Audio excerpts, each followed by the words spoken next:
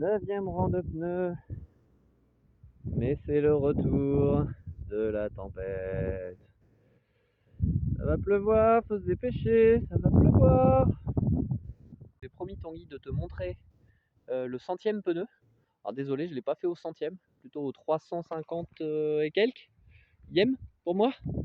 Les autres, c'était sans doute les bénévoles. Alors malheureusement, on l'a vu un peu caché, parce qu'on se protège de la pluie. Mais il nous reste plus que 12 pneus sur le 9e rang, avant d'attaquer le 10e si différent. Bientôt fini la masse. Oui. Alors pour commencer, on va avoir besoin de carton pour empêcher la terre de tomber. Alors, on plie un peu les coins. Voilà. Voilà.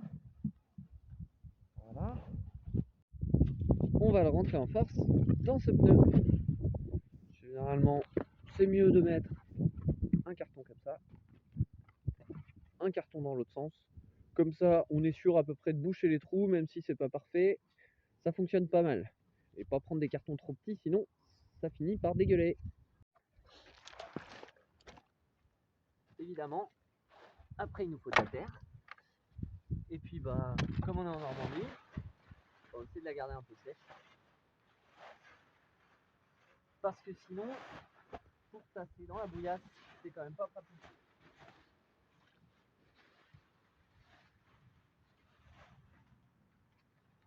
Là on prend sa pioche préférée, et puis on y va.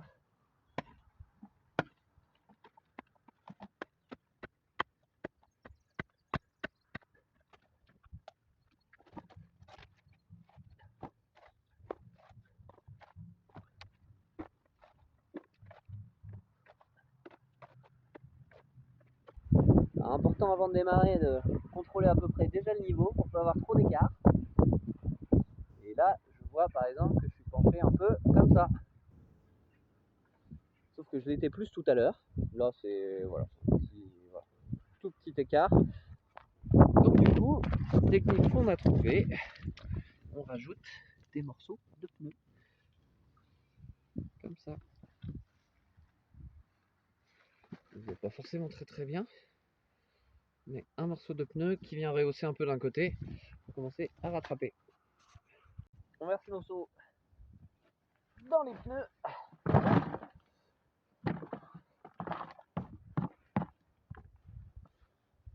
Évidemment, avec l'eau ça colle un peu.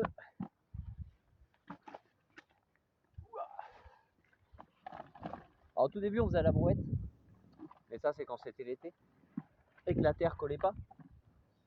Parce que mettre la terre dans la brouette, la ramener ici avec un chemin caouteux, puis décoller de la brouette pour rentrer dans le pneu, bah, ça faisait 2 fois se servir de la pelle et c'était franchement pas pratique.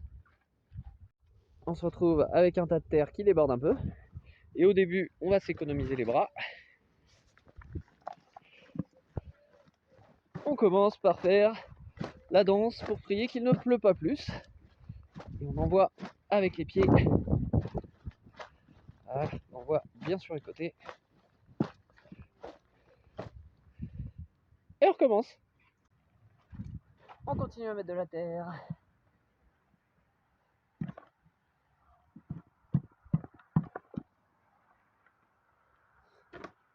Ah bon, ça doit être là un seau de 12, 15 litres, le seau de maçon. Un seau de 20 litres. Ça permet de porter avec un bras fort, un bras faible. Voilà, ça dépasse. On grimpe sur le petit côté et on repasse.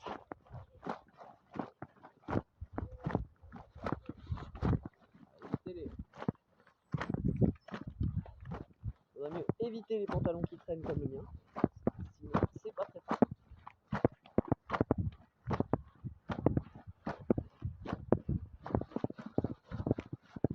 Et on recommence. Troisième chargement.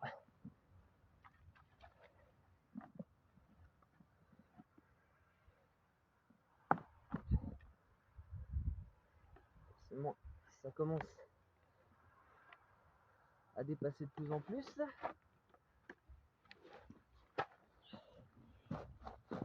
passe encore avec les pieds. Moi je tape avec les talons. Je tape avec les talons pour bien enfoncer auprès du flanc. Puis après avec les pointes pour envoyer au fond du flanc.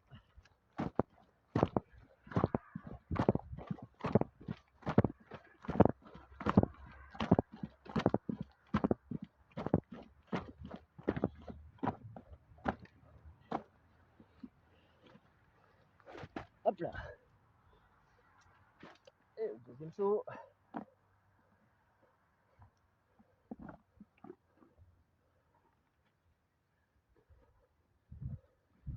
Il en reste plein au fond que je passe pour rien.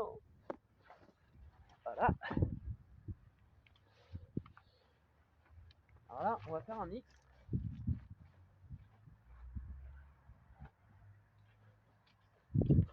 On peut soit continuer en tassant avec le plat de la masse comme ça un peu, soit continuer un peu avec le pied, mais là je vais plus réussir à passer sous le flanc avec le pied.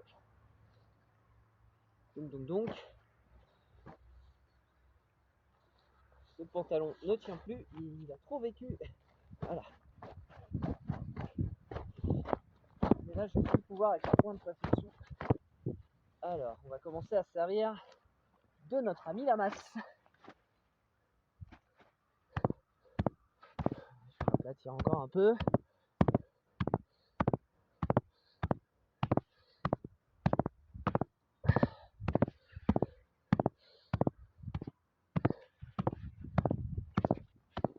Le geste de la masse, je ne vais pas pouvoir le montrer du dessus, je ne peux pas filmer en même temps. Par contre, on vient bien prendre la masse auprès du bord ici et essayer de venir taper au milieu avec un mouvement de bras qui fait un cercle comme ça, chouchou, comme une locomotive, et en se rapprochant du bord. D'abord avec la grosse partie, parce que là c'est encore assez mou. Alors, on va faire ça dans les règles de l'art, on va monter sur les bords.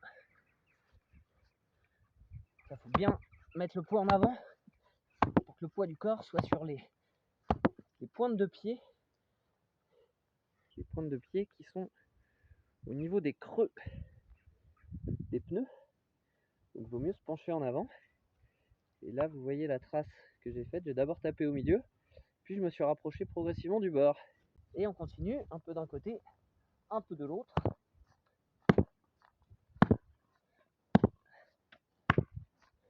On se sert vraiment du balancier avec la masse. Là c'est pas mon bras qui vient pousser comme ça, c'est vraiment le balancement, un balancement pendulaire de la masse, où avec ma main droite ici, je viens ramener le manche, et avec le poids, c'est très efficace. Un petit quart de tour, d'abord je monte dans l'autre sens, je vais vous montrer mes fesses, hop, voilà, et on fait pareil.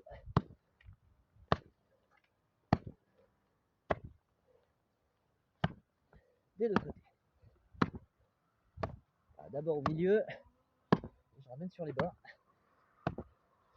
Et je commence à me servir déjà un peu de la pointe, on peut dire, en tout cas de la partie la moins épaisse de la masse, pour commencer à envoyer la terre bien dans le fond du pneu.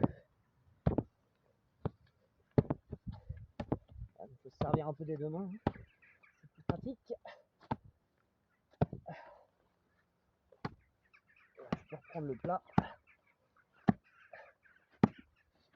Et un peu la pointe. Nouveau quart de tour. Hop là. Alors là, je suis dans le vide. Faut être à l'aise avec ça. Il y a un peu moins de 2 mètres de vide en dessous de moi, derrière. Hop. Et on vient taper au milieu et on ramène au bord. Voilà.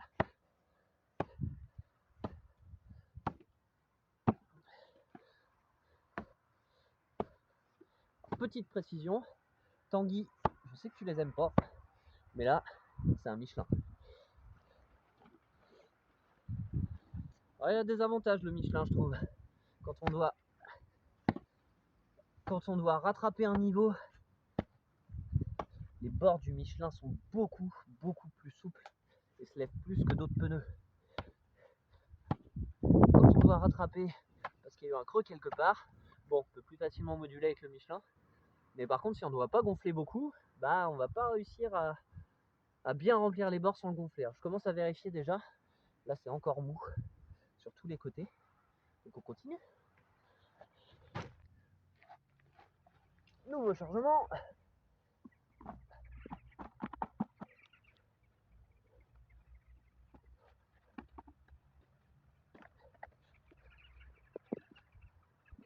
Hop là.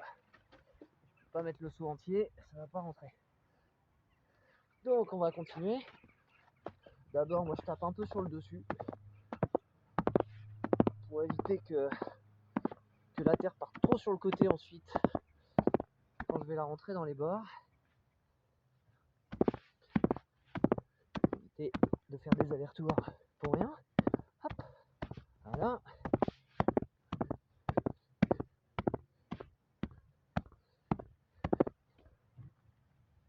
Et puis là, on va continuer à taper sur le côté. Mais avant, je vais commencer à regarder où on en est par rapport au pneu d'à côté, qui est au niveau que je souhaite.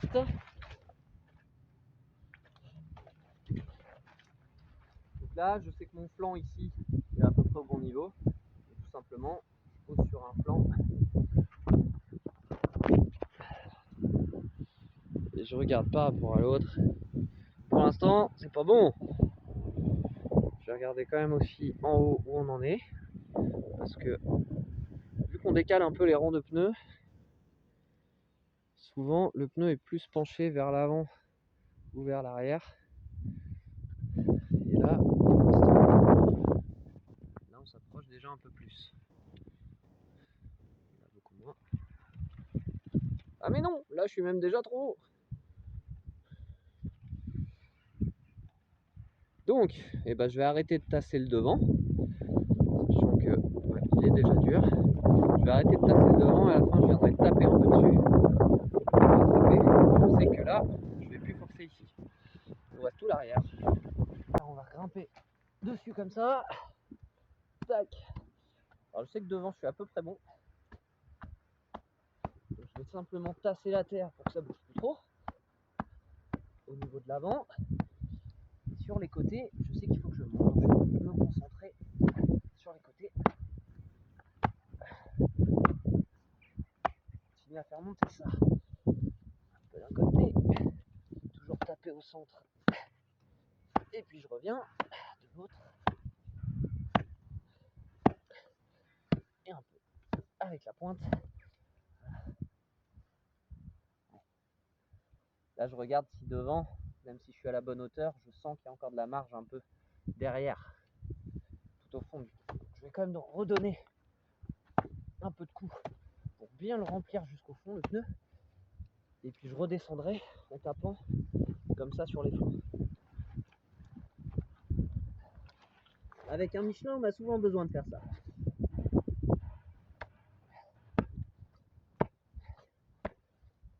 Quand je dis faire ça, ça veut dire le gonfler trop et rattraper après.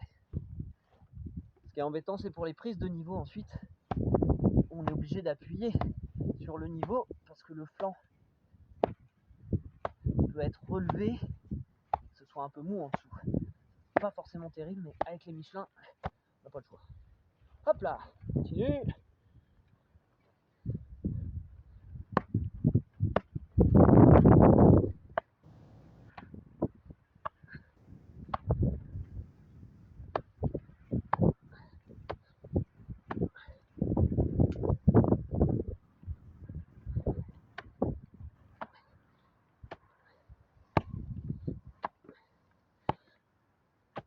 Et du coup, l'avantage de cette flexibilité du flanc sur les Michelin, je trouve, c'est que ça permet de mieux varier si on a déjà un écart au départ, de gonfler plus là que là. Ça peut aider des fois.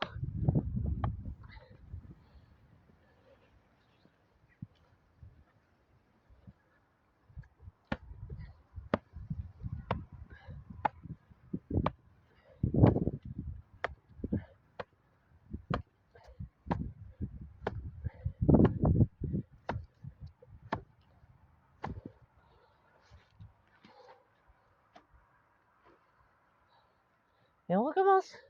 Alors quand même, avant de continuer, revérifier régulièrement la distance au cordeau. Parce que à force de taper, ça bouge. Alors pour certains, mais c'est rare, que pour ceux où j'ai fixé le cordeau, j'ai mis des vis entre ce pneu là et celui d'en dessous. Entre ce pneu là et celui d'en dessous. Pour qu'il bouge plus, au moins pour que mon cordeau reste correct. Et pour celui-là, je ne l'ai pas fait, donc je vais le réavancer un petit peu avec les jambes. Et en levant un peu dessous. Et en poussant avec le genou. Alors là, je vois que finalement, je commence à être pas mal, même un peu trop sur le pneu que je suis en train de faire.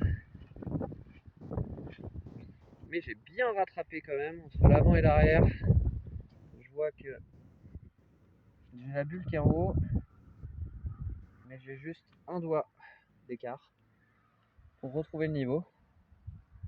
Et on m'a dit juste un doigt, c'est acceptable. Donc bon, je sais qu'en plus, je vais pouvoir taper un peu devant pour le rétrécir et je devrais avoir un niveau sur l'ensemble du pneu qui sera pas mal. Sachant que le niveau que je trouve le plus important, alors là il est un peu trop haut par là aussi, c'est surtout en diagonale. Parce qu'en diagonale, c'est là et là que va reposer le pneu suivant. Et puis là et là à peu près. Donc c'est pas tellement les points cardinaux nord-sud, ouest-est, mais plutôt les diagonales qui sont les plus importantes. Voilà, je vais pouvoir finir mon saut.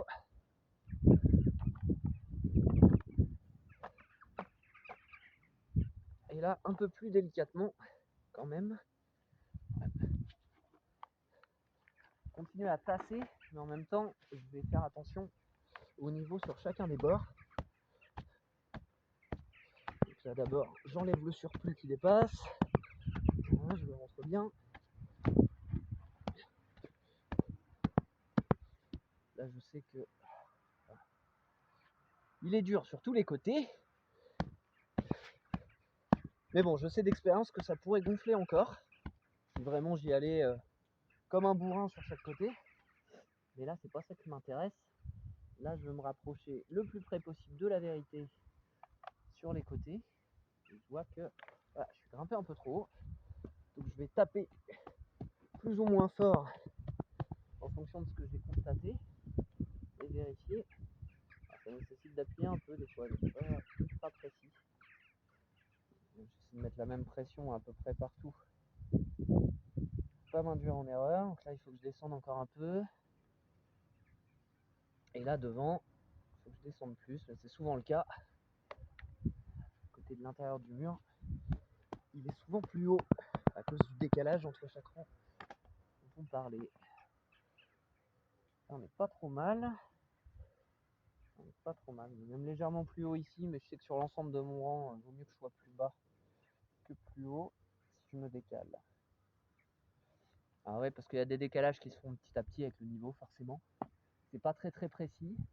Et j'ai pas un niveau avec une pige, j'ai un niveau à eau, ce qui est vachement bien, ce qui marche très bien, mais c'est quand même vachement pratique quand on travaille à deux.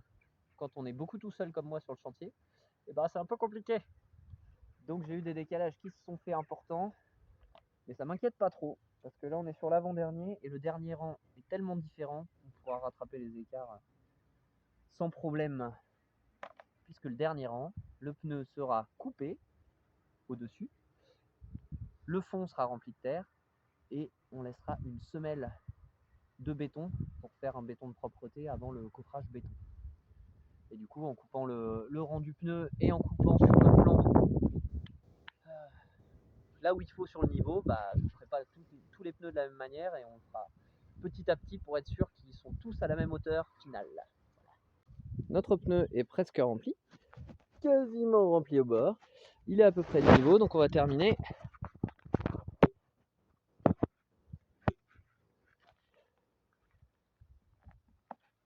Remettre un peu de terre, mais alors là vraiment pas le saut en entier. Moi je le mets de manière à ce que ce soit Oups. Un peu bombé. Et puis je viens tasser à la masse. Mais là en fait je veux pas tasser trop fort Parce que si je tasse trop fort, la terre va s'écarter dans les côtés et donc fausser le niveau que j'ai pris avant. Moi j'aimerais bien garder ce niveau, pas m'embêter à le refaire toutes les 30 secondes. Alors je tasse mais j'y vais pas comme un bœuf.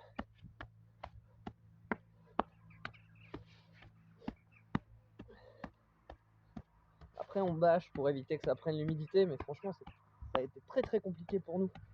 Et il y avait toujours de l'eau finalement qui finissait par passer à un endroit ou à un autre, sur un pneu ou sur un autre.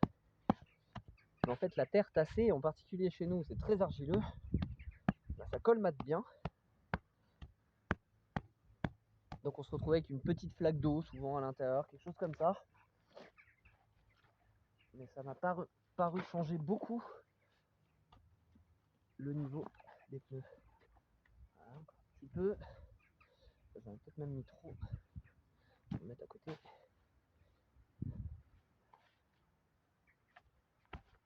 Et du coup, plus la finition est lissée, moins l'eau a de chance de pénétrer dedans et de mouiller l'ensemble du pneu. On voudrait essayer de garder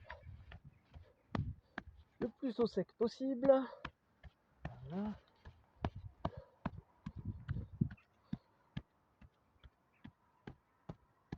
Alors pour la finition, c'est pareil, j'essaye de mettre un peu plus de terre là, proche de moi, que de l'autre côté, parce que je sais que le niveau est un peu en décalage. Et on va finir par regarder ça. Ouais, franchement pas trop mal. On est un peu trop haut par là, parce que là ça a bougé. Voilà. Toujours un peu trop haut par là. Ouais, donc là on commence à se décaler quand même sérieusement ici. Là par rapport à ça par exemple. Diagonale. Dans les diagonales on est pas mal, un peu trop haut par là, c'est logique. C'est logique. Ok. Donc là, avec ce que j'ai mesuré, bah, je sais où je vais taper un peu par là. On va reprendre en appuyant sur le niveau. Ça commence à faire. Ouais, je tape encore un peu partout sur mon mini-cercle. Voilà.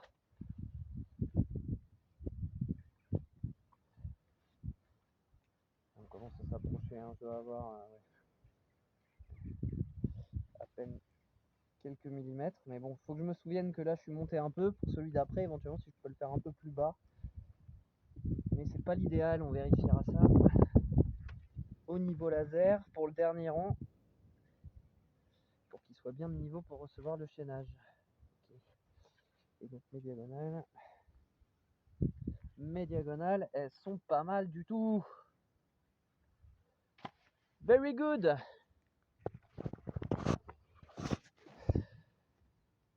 Et c'est donc comme ça qu'on finit de tasser notre 300 et quelquième pneu pour moi sur les 700 et quelques déjà fait.